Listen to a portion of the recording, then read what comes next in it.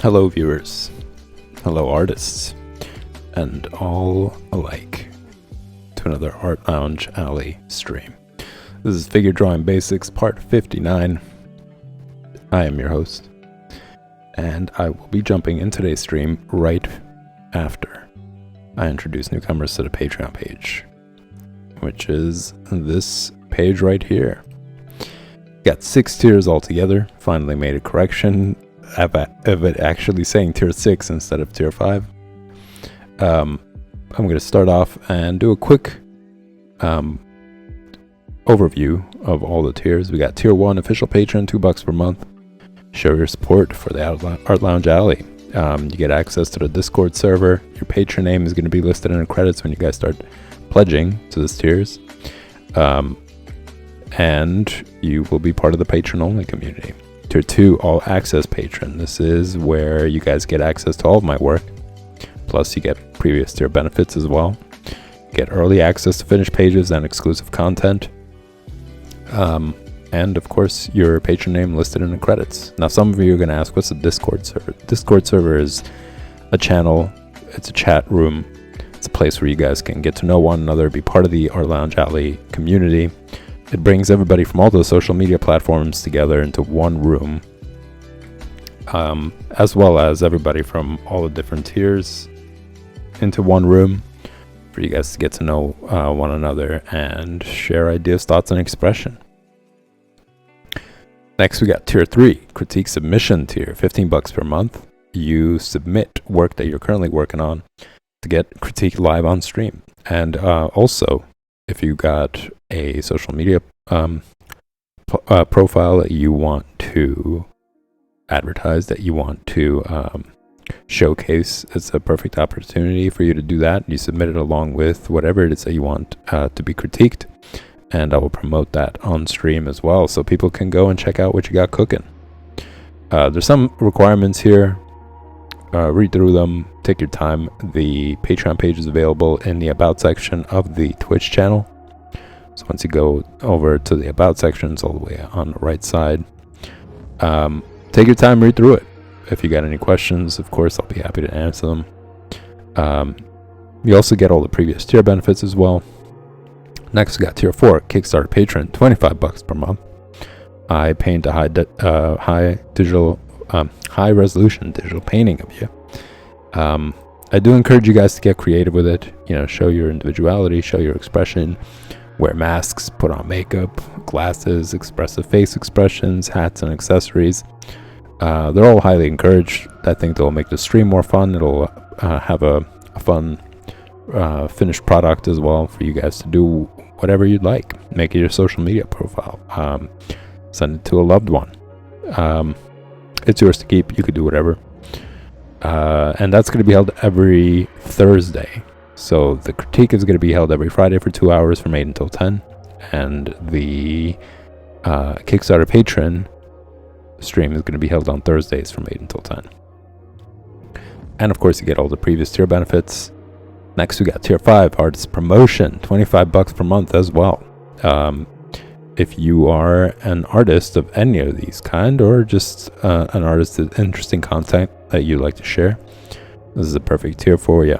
You get 5-minute airtime at the beginning of the stream. I also promote you prior to the stream on all the social media platforms, and introduce you in the beginning of the stream before I play your 5-minute video. That's required for this tier.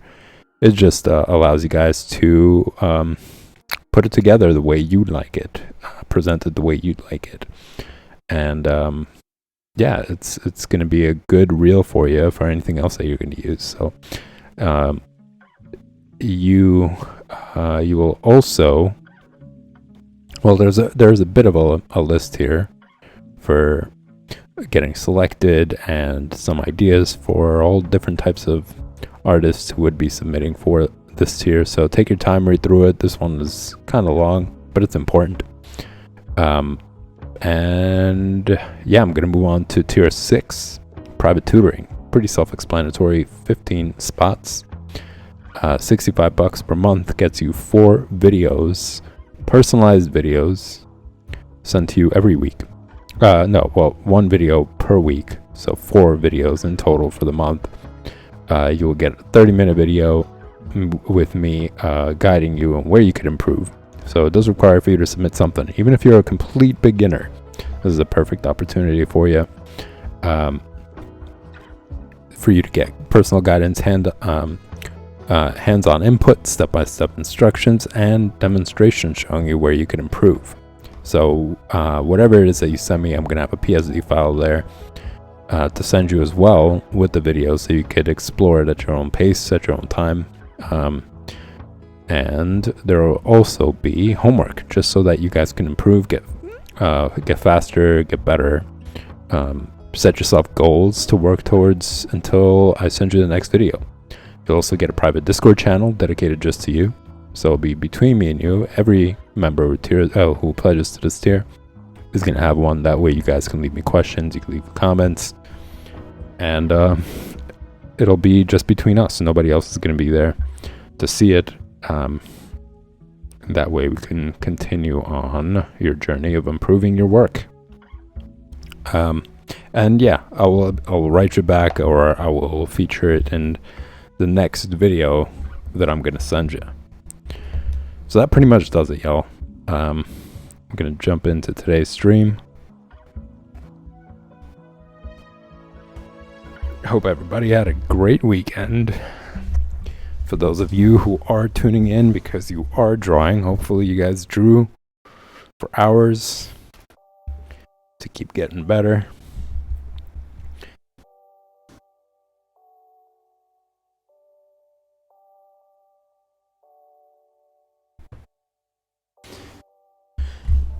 And I am going to continue on from where I left off yesterday. Just a brief overview here. I was demonstrating for you guys different ways, well, different angles, I guess, of the eye, and just kind of like the mechanism. Little details that are important to keep in mind when you're drawing it, or to pay attention to. You know, especially over here, just to demonstrate how the eye just fits into the socket, how it is a round shape, but it is covered up by the skin here, by lids, basically. You know, it does have a lid of its own, and how to always leave room for the lids to protrude out of the eye, because again, remember, they're closing the entire eye. So if you forget that detail, if you draw it exactly on top of the eye, it's just not going to look realistic. So it is something to pay attention to that really changes your drawing. And notice that there's another line just to show the thickness of it.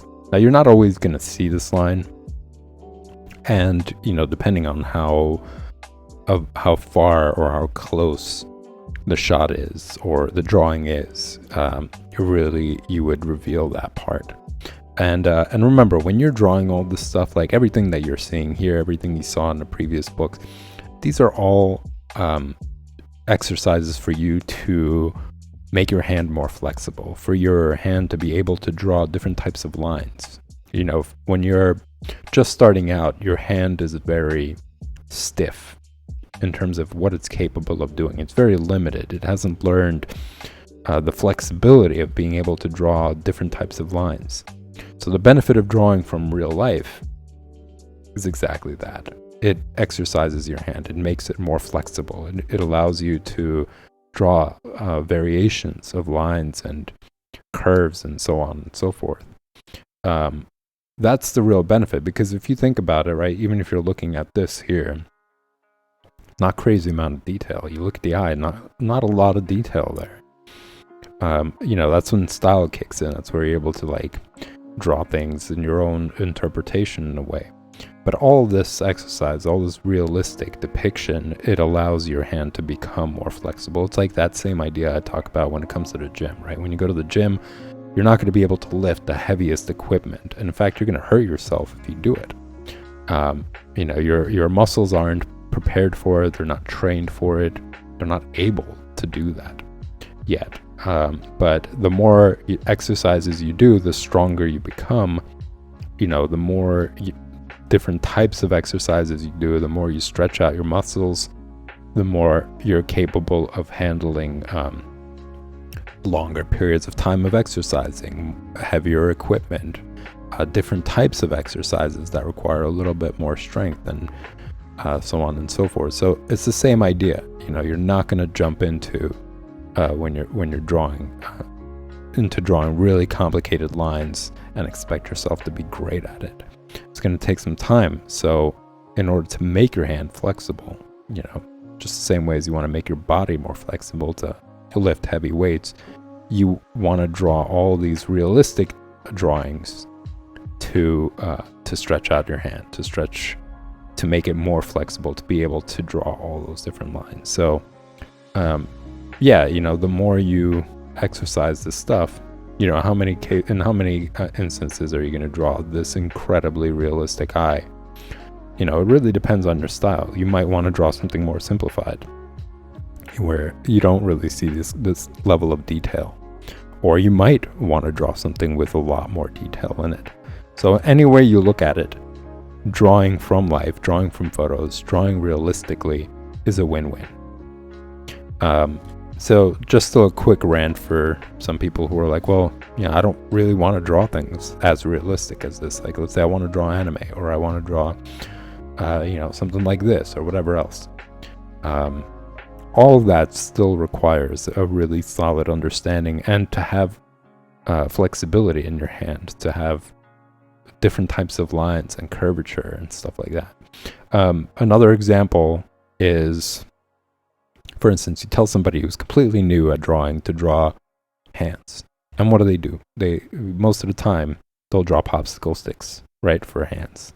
Something like that. And the reason why is, again, their hand-eye coordination isn't great.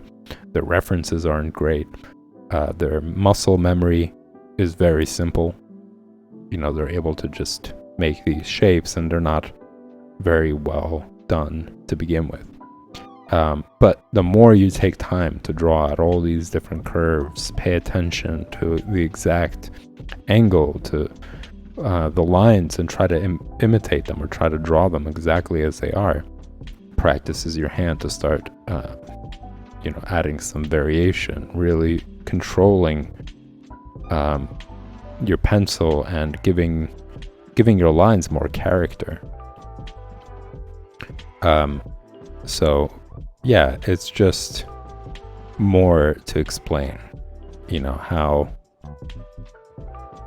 it eventually plays into everything.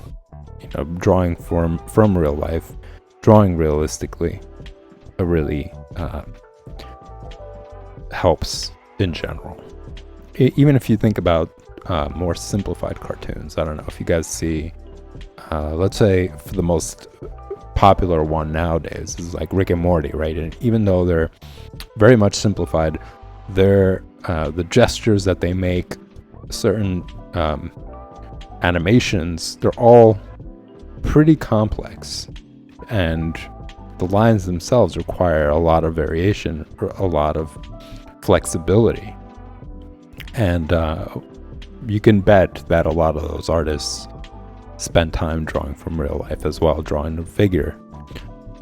It's an excellent way to enrich your library, to enrich your technique and your ability.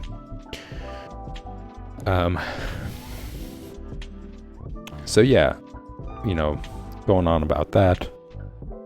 I was just showing you guys that. Also, the nose, there are certain rules that apply to the features regardless of the nose. So, for example, this was what all these examples were. For those of you who are just tuning in, you could see that the tip of the nose is always lower than where the nostril is. It's very rare, like even in this case, where the nostril seems to be almost on the same line as the tip of the nose. Like if you were to draw a straight line, you would see that despite that appearance, the nostril is still higher than the tip of the nose. So in this example, it just showed in some cases it could be more extreme, but that is that is the starting point. And then from there, as you can see, you could exaggerate stuff. You could bring up the nostril more and bring the tip of the nose down more. But as a general rule, that is the case. The nostril is going to be slightly higher than the tip of the nose. And, take time to experiment with that. Play around with that, or look at other photos, look at images. Sometimes it does change, but that is a very common one as well. Like if you were to, paying attention to this, like here's an example of where the tip of the nose is actually higher than where the nostril is, and it still looks right.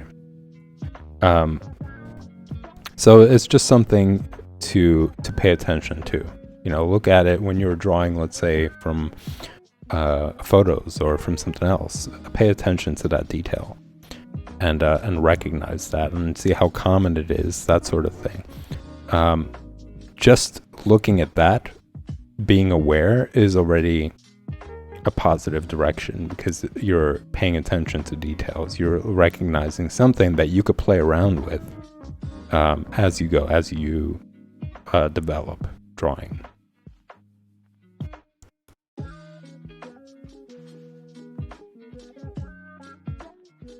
All right, so going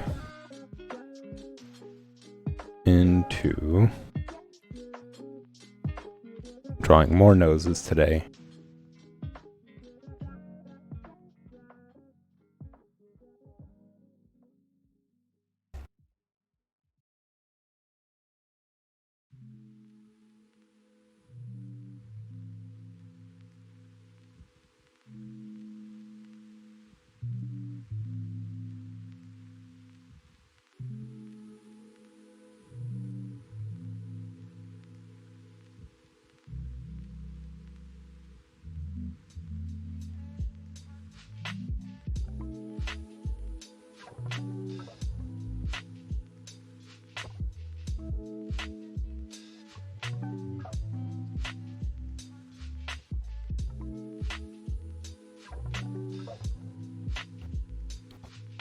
And this example is kind of similar to the mechanism over here. You could see that the corner of the eye is hiding behind the bridge of the nose. The same way as like the nostril is hiding behind the tip of the nose, the tip of the nose that's protruding out. So because of this angle, because of this 3/4 view, you're not able to see the other nostril.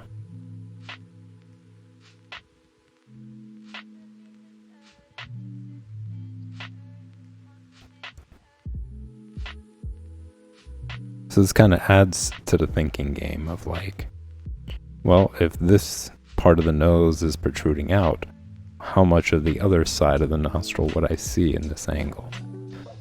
So it's like, as you're drawing certain features, the more time you take to think about it, it's like physiology. The more sense your drawing is going to make.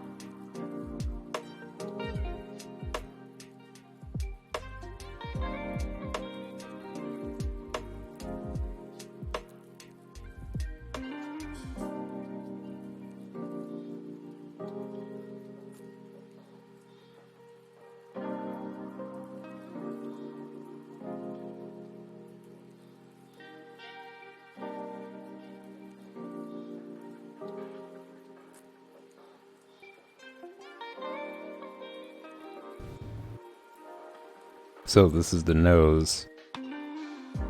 If you were to have like a camera right underneath it.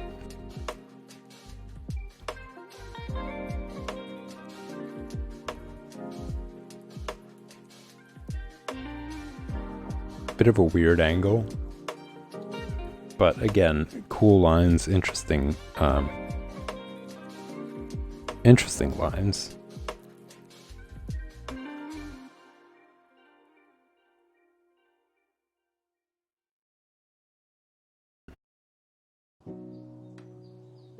Great way to practice your variation, your line variation.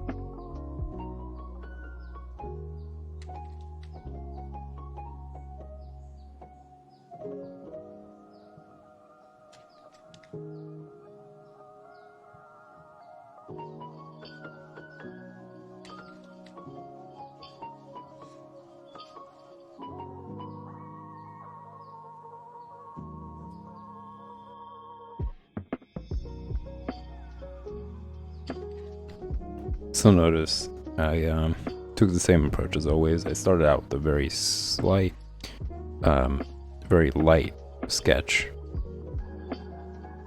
of what I was trying to draw, which is the eyes and nose. Making sure that I don't press too hard, because at some point I know I'm gonna have to shift things over, which is perfect for that. It's just a place, it's a placeholder basically until I find the right exact spot and compare the relationship between objects. So the relationship between the two eyes, are they on the same line?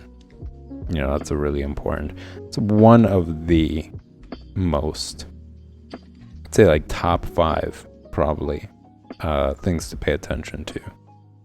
Are the eyes leveled? You know, depending on the position, of course the head is tilted, but they're still on the same line. It's just that the angle is different.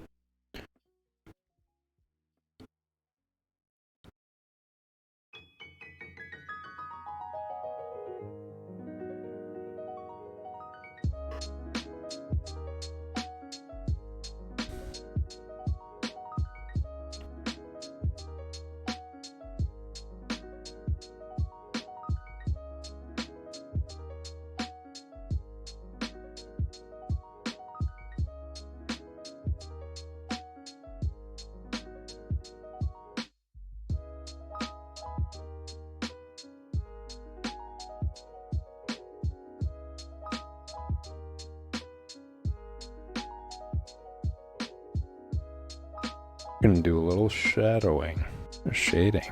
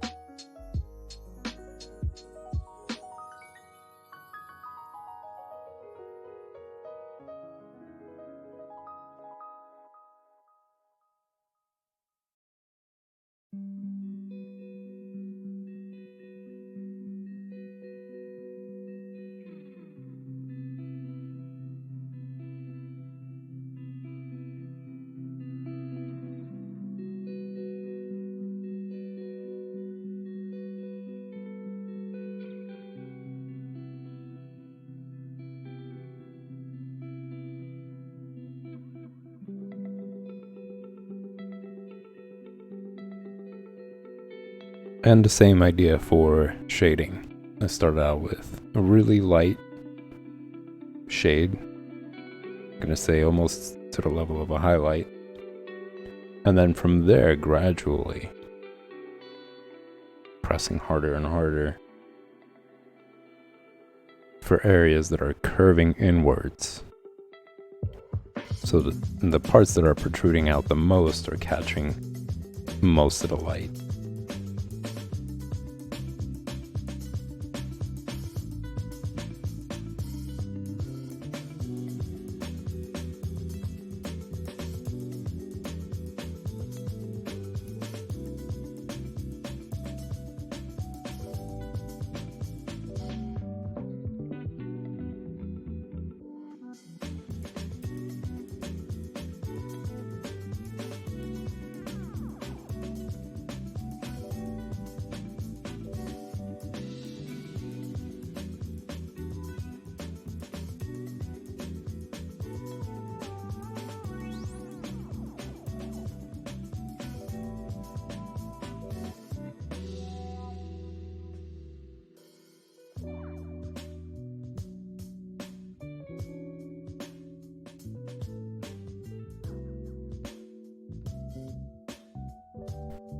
And also, something else you want to watch out for, like the space, the empty space around the iris. Sometimes that varies as well, depending on whether the eye is more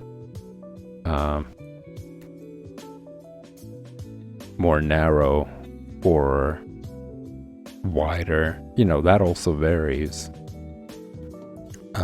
For example, here as well in this position, sometimes that amount of space, this negative space, I want to say, right, around the iris, that varies. So that's not something that there is a hard rule for.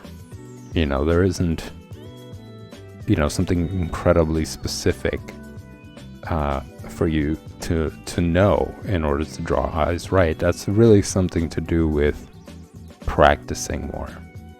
The only thing I can say would be the pupil, but that varies as well. It really depends on the expression. Sometimes the pupil is dilated, or it's expanded, depending on the scenario, depending on the mood, whatever it is. So a lot of this stuff really just depends on the individual.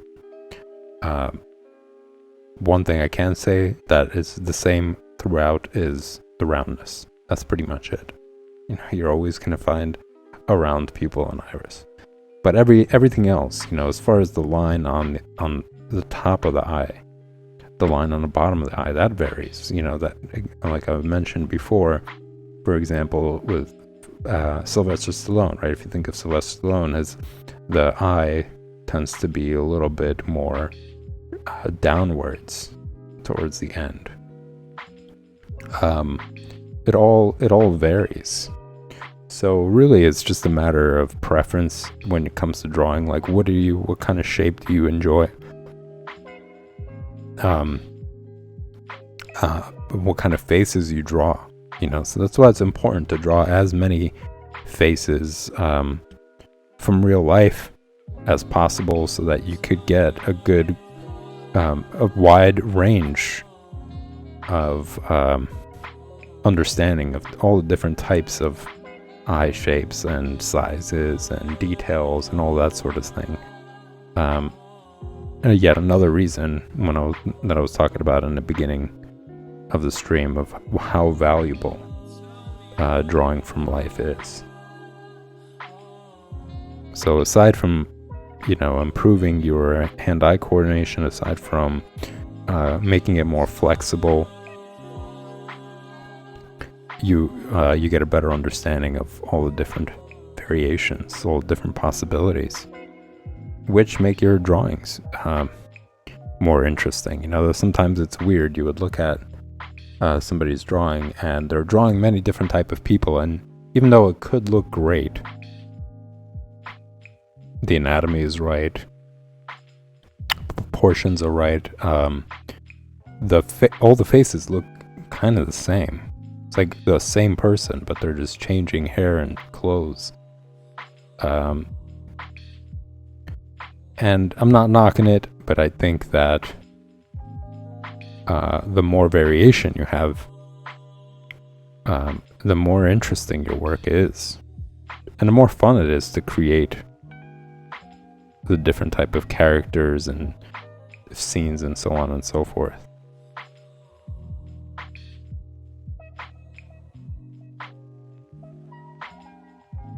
So for those of you who've been tuning into the project stream, that's something that I have been trying to keep in the forefront as I'm creating like background characters for the scene. I'm trying to vary their appearance as much as possible.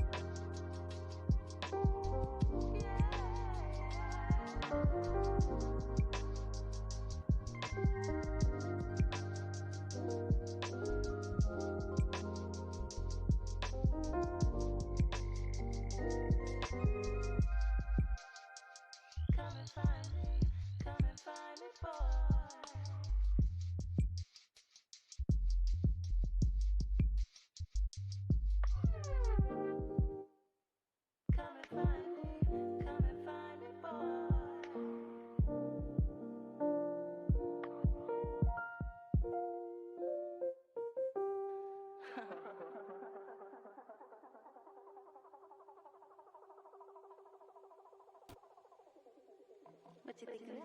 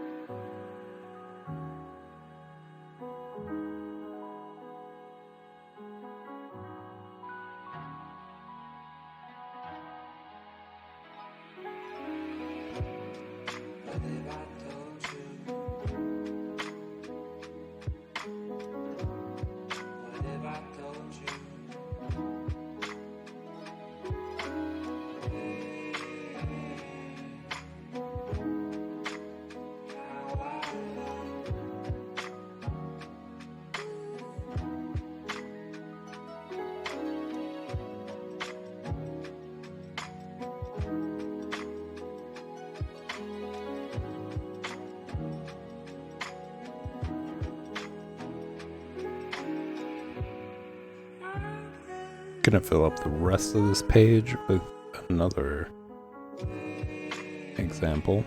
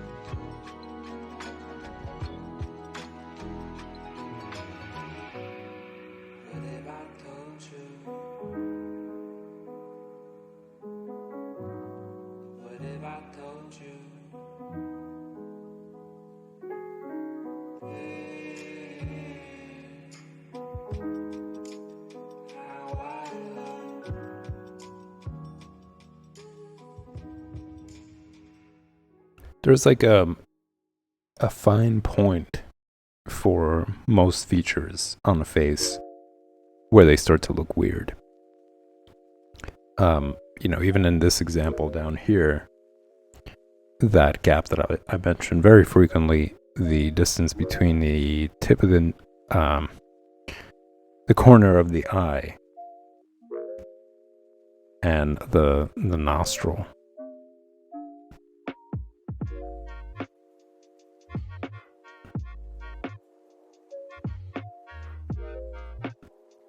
Like that space right between the corner of the eye and I guess maybe if you're looking at it from the top down, the beginning of the nostril going towards the bottom.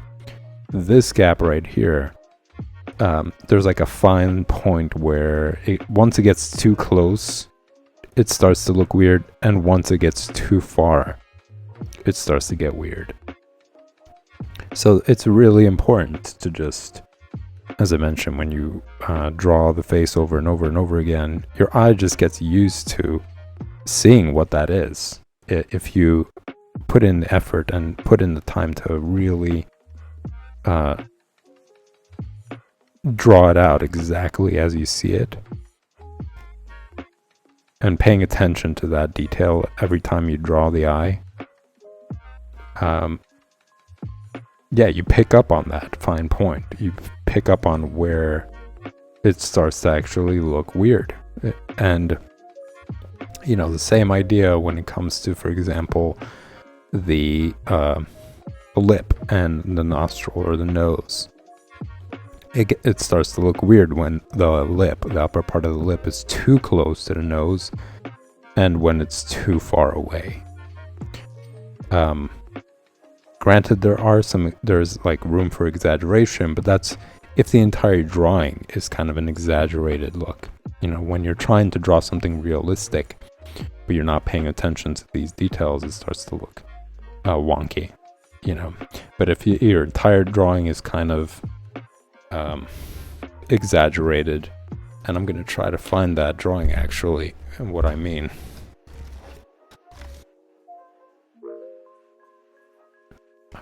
I believe it's in the old sketchbook, like in the first few pages, but could be wrong. It's probably in a different sketchbook altogether.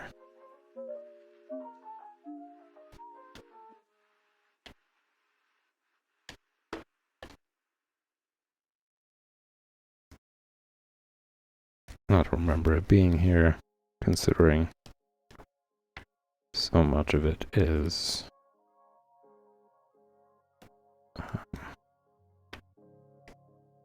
comics and figure drawing.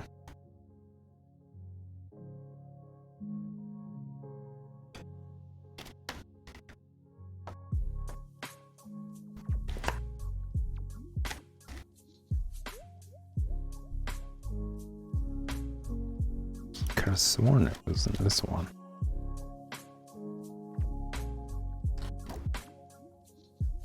I'm gonna give one more sketchbook a try.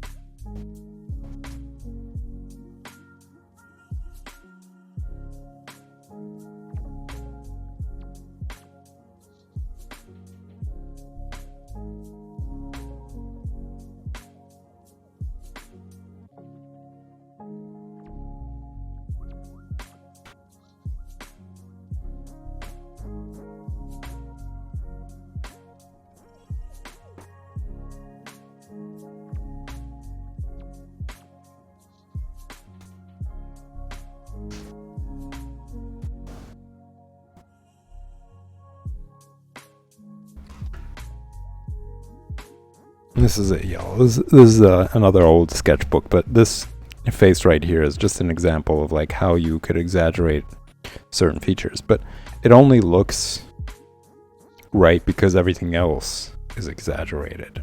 You know, the eyes are exaggerated, obviously. The nose is exaggerated and incredibly long. The face shape, you know, all of that is stylized. So over here it makes sense. But if you were to try to draw this kind of nose, this long nose, while trying to draw really realistic features as everything else, you know, the shape of the head being right, trying to draw the mouth realistic, trying to draw everything else, and you were to just restrict it to just that being the weirdest thing on it just wouldn't look right. You know, it would look like a broken drawing.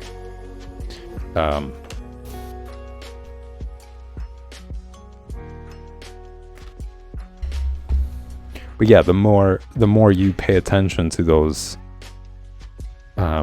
differences, the more right your drawing is going to be. So like differences like you know, the space between the nostril and the top of the lip, the space between the nostril and the corner of the eye, you know, how close and how far away that is.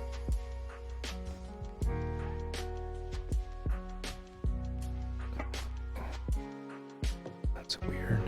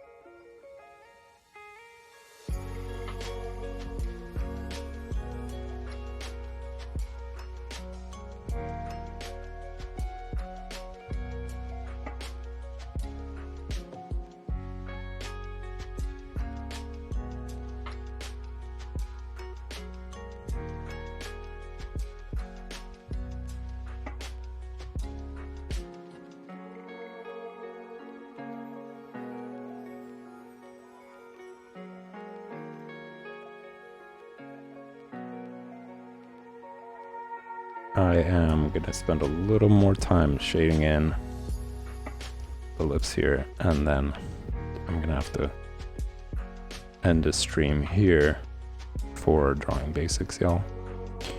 I am going to take a 5-minute break and come back for drawing comics, which I'm excited about. It's only once a week, and I do miss having that more frequently.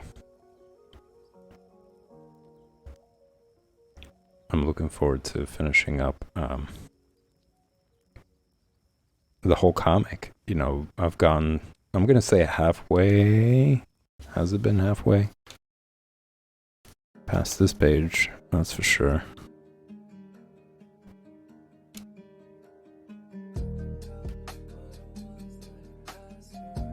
I'm going to say, yeah, like close to halfway through the comic.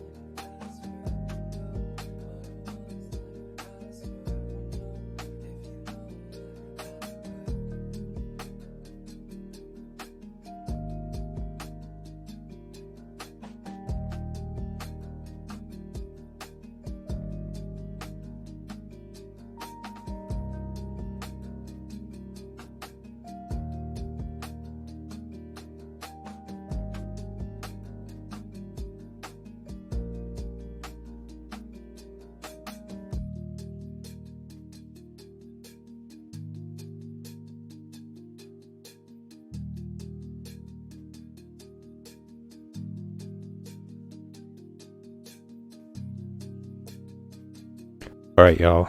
So that pretty much does it for today. I will, of course, be back tomorrow for the same thing, 8 p.m. Eastern Standard Time, right here on Twitch for Figure Drawing Basics. I'm going to take that 5-minute break, and I'll be right back for drawing comics. So stick around.